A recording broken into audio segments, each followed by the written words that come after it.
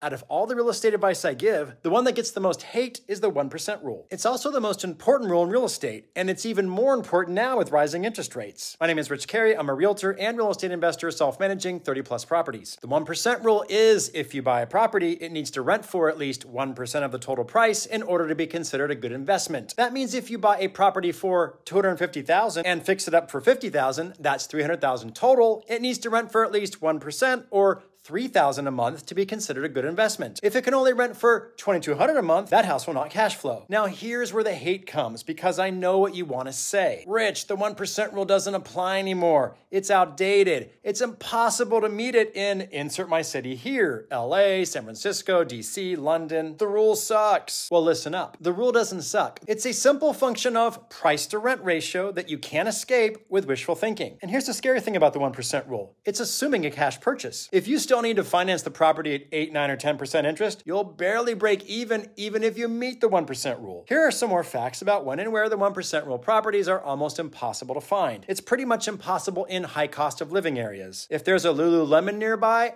not going to meet it. It doesn't work with new construction, newer homes, expensive homes, gated communities, great school districts, low crime areas, to name a few. Want to get mad at me for telling you about this stupid rule? Want to leave a nasty comment? Go ahead. I didn't make the rule up. It's telling you factually that it's very hard to make money in most areas in buy and hold real estate. I still meet the 1% rule here in Montgomery, Alabama, by the way. It's also something that many multifamily investors are able to meet in many places across the country. What do you think of my take on the 1% rule?